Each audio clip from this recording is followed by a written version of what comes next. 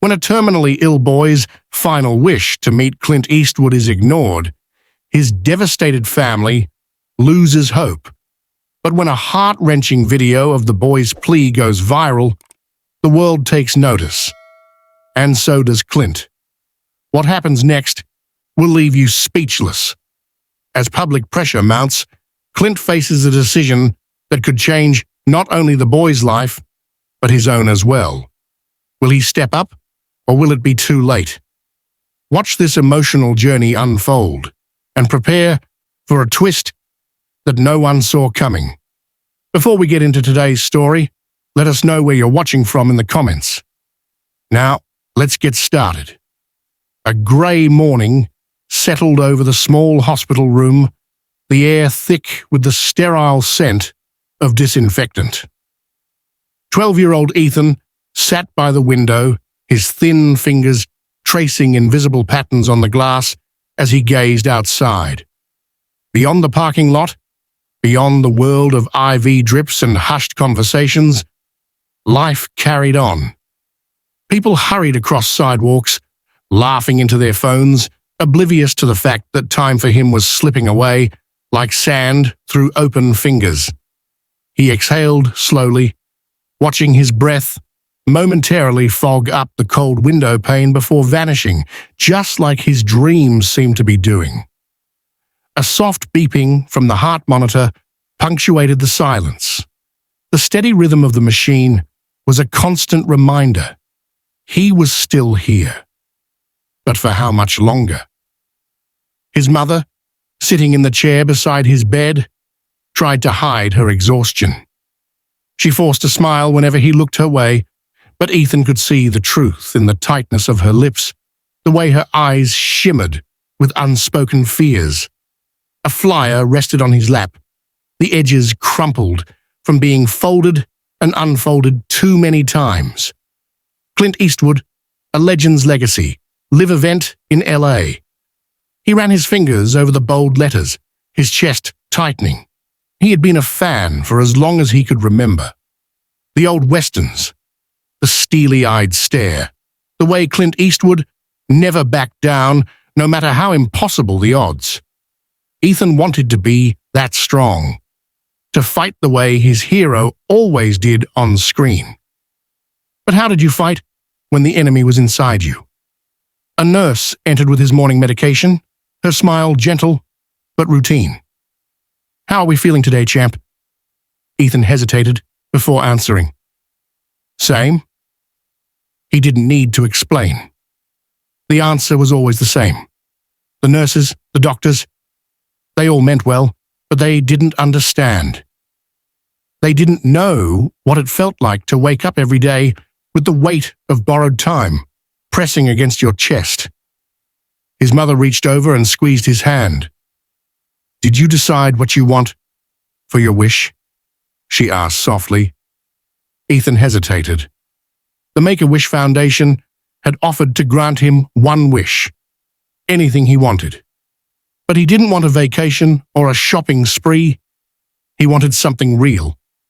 He wanted to meet Clint Eastwood. "Yeah," he finally murmured, gripping the flyer tightly. "I know exactly what I want." Later that evening, Ethan's mother sat beside him, scrolling through her phone with an anxious expression. The room was dimly lit, the glow from the screen casting soft shadows on her face. She had spent hours making calls, sending emails, and reaching out to anyone who could help make Ethan's wish come true. Finally, she let out a deep sigh. "I heard back from Make-A-Wish," she said cautiously. Ethan sat up, his pulse quickening. "And?" She hesitated, looking down at her hands. "They reached out to Clint Eastwood's team." His heart pounded. This was it. This was his chance. He could already picture it. Meeting his hero, shaking his hand, maybe even getting to ask him about his favorite movie moments. But then, his mother's face fell. "They said no." Ethan blinked, his stomach twisting. "No?" She nodded, her voice barely above a whisper. They said Clint Eastwood doesn't do personal fan visits. He's too busy. Silence stretched between them, heavy and suffocating.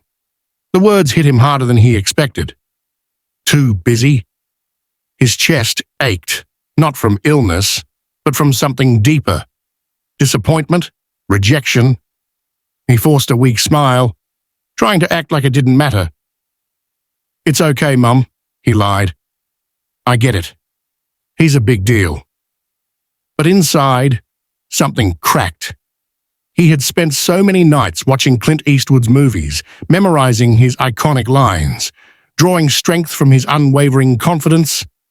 He wasn't asking for much, just a few minutes, a handshake, a moment to tell his hero what his movies had meant to him. And yet, Clint Eastwood didn't care. His mother reached for his hand, squeezing it gently. "I'm so sorry, sweetheart. I know how much this meant to you." Ethan swallowed hard, blinking back the sting of tears. He didn't want to cry. Clint Eastwood wouldn't cry. "Yeah," he mumbled. "It's fine." But it wasn't. Later that night, after his mother had fallen asleep in the chair beside him, Ethan stared at the ceiling, his mind racing. His heart felt heavier than ever. Maybe it was foolish to believe heroes in movies were the same in real life. Maybe Clint Eastwood wasn't the man he thought he was. As he lay there in the dark, something shifted inside him. He wasn't just sad. He was angry. Angry that he had believed in someone who didn't believe in him. He turned on his phone and opened the video app. His fingers trembled as he hit record. "Hey, everyone," he said, his voice quieter than usual. "I just wanted to share something. My name is Ethan, and I have a wish." Ethan stared at the screen after hitting upload, his heart pounding. His video was raw, unpolished, just him in his hospital bed, explaining how much Clint Eastwood's movies had meant to him and how devastated he was that his wish had been denied. He hadn't meant to sound bitter, but the hurt in his voice was undeniable. He didn't expect much. Maybe a few kind comments from strangers, maybe a couple of shares. But as the hours passed, his phone began buzzing non-stop. First 100 views, then 1,000, then 10,000. By the next morning, Ethan's video had exploded. The comment section flooded with support. "This kid deserves his wish. Come on, Clint. How can a legend ignore a dying fan? Someone needs to make sure Eastwood sees this."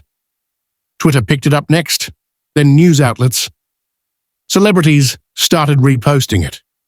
Ethan's name was everywhere, but not everyone was on his side. Underneath the support were bitter arguments.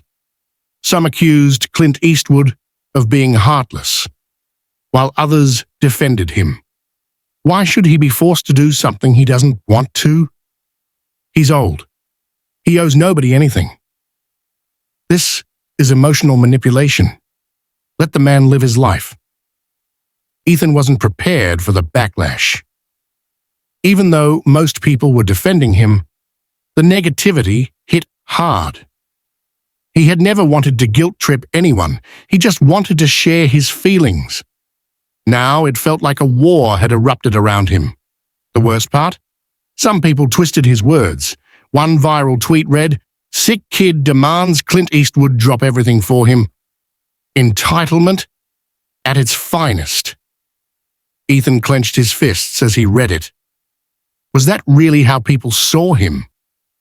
For the first time since his diagnosis, anger burned in his chest. He had spent years fighting an illness that didn't care about his dreams. He had accepted every treatment, every setback, every painful reality with quiet resilience. But now, when he finally spoke up about something that mattered to him, people called him selfish. His mother could see the frustration building. "Ethan, maybe we should take a break from the internet," she suggested gently. But Ethan shook his head. "Number, I need to see this through.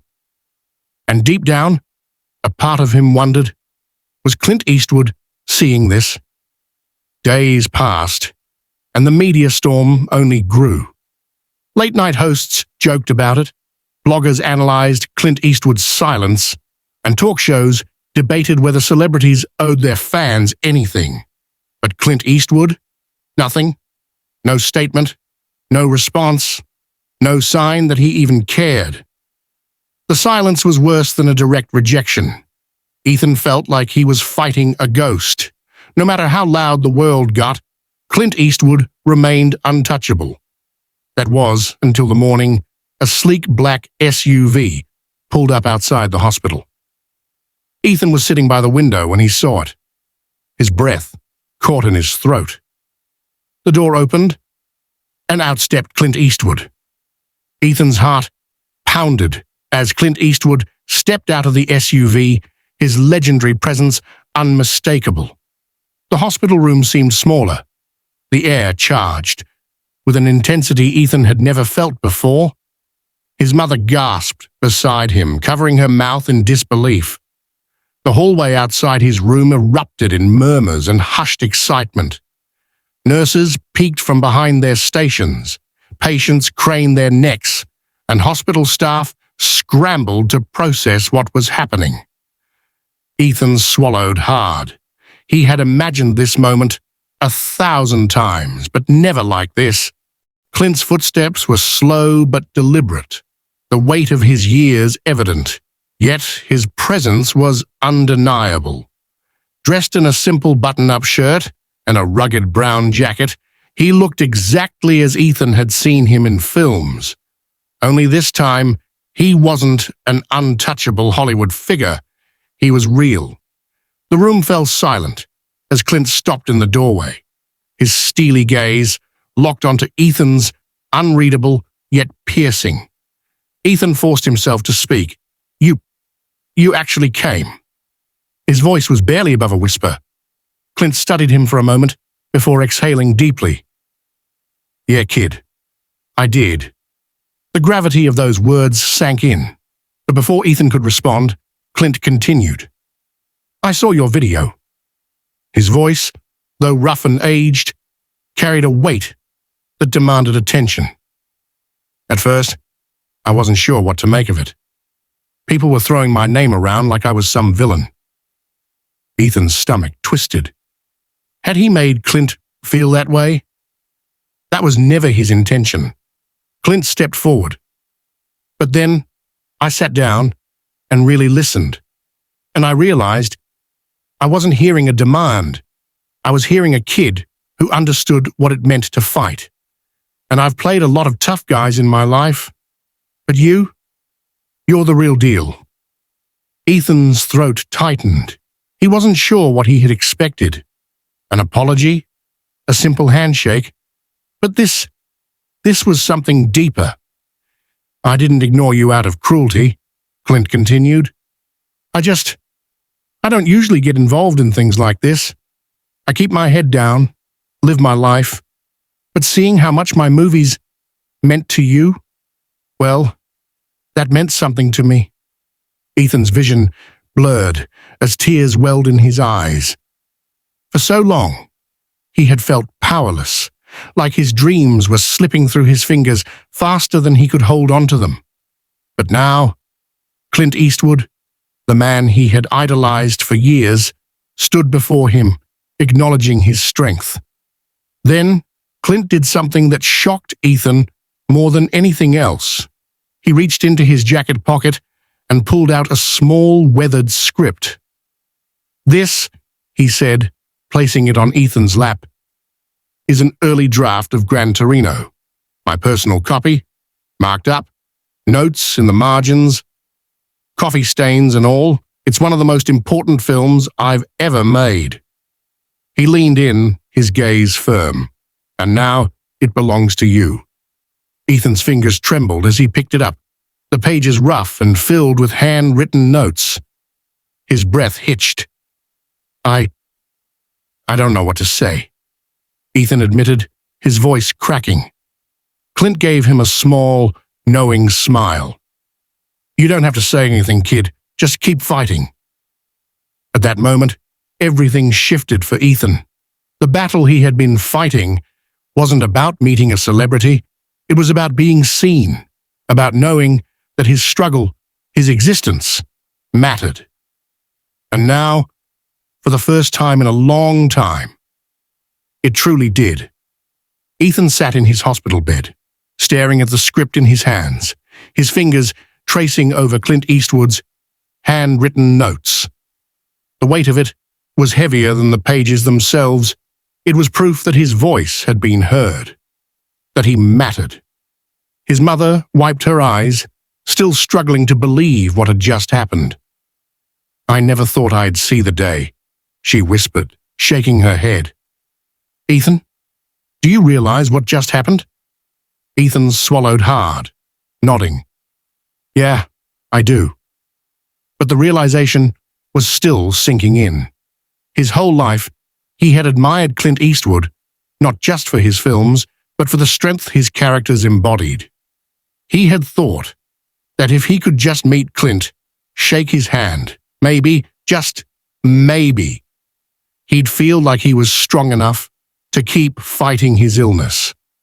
But what had just happened went beyond anything he had expected. His best friend, Marcus, who had been recording the entire encounter, finally spoke up, his voice filled with disbelief. "Dude, the Clint Eastwood just called you the real deal. You realize that, right?" Ethan let out a small, breathless laugh, shaking his head. "Yeah, man, I heard it." Marcus grinned. "And that script? That's got to be worth, like, a fortune." Ethan looked down at it again, his heart pounding. "Yeah, but it's not about the money. This means something." His mom sat on the edge of his bed, her eyes full of warmth. "Ethan, for so long, I've watched you struggle, seen you get weaker. But today I saw something different. I saw light in your eyes again." Ethan exhaled, leaning back against the pillows. I think I just needed to be reminded that I'm still here, that I still matter." Marcus nudged him playfully. "You're not just here, dude. You're making waves. That video of you calling out Clint, it's viral. And now, this moment, this is going to be everywhere." Ethan's stomach flipped at the thought. A few days ago, he had felt like a whisper in a world too loud to hear him. Now, he was at the center of something bigger than himself. Just then, his nurse poked her head into the room, her eyes wide with excitement. "Ethan, I just had to say, I saw the whole thing. I saw the whole thing. And I have never seen anything like it. You're inspiring people." Ethan blinked. "I am?" She nodded. "Trust me, I've seen a lot of kids come through this hospital, and I know when someone is fighting for more than just themselves. You've got something special." Ethan bit his lip, his emotions threatening to overwhelm him. He had spent so much time feeling like a burden, like his illness had stolen his agency, his dreams. But now, for the first time in a long time, he felt powerful. His mother squeezed his hand. "So, what now?" Ethan looked at the script again, his mind racing with possibilities. He wasn't sure what the future held, but one thing was certain: he wasn't done fighting. He met his mother's gaze, a small, determined smile forming on his lips. Now I keep going?" Ethan sat by the hospital window, the golden hues of the setting sun casting a soft glow over his face. The script still rested on his lap, but now it wasn't just a piece of paper.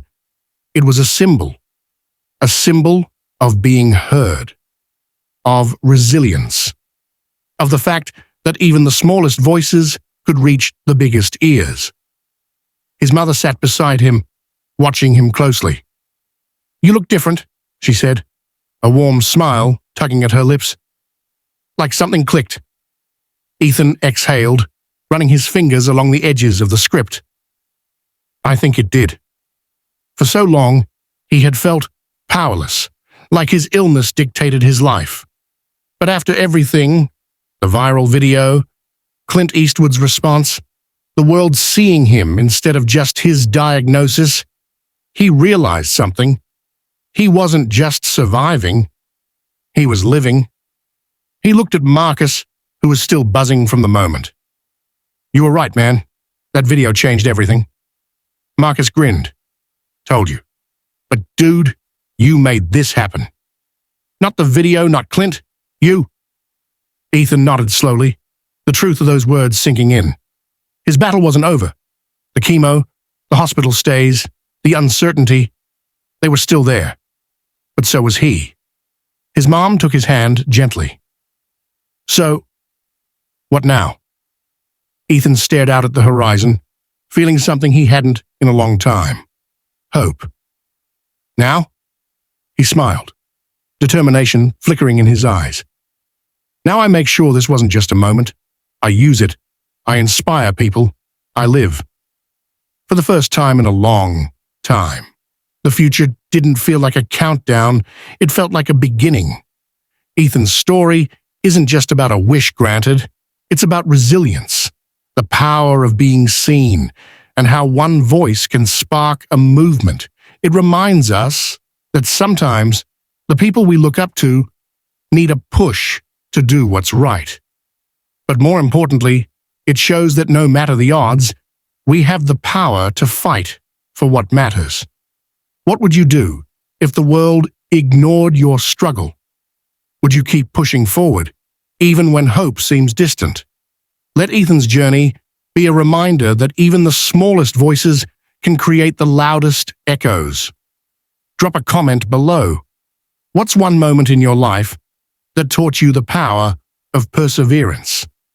And if this story moved you, don't forget to like, share, and subscribe. You never know who might need to hear this today.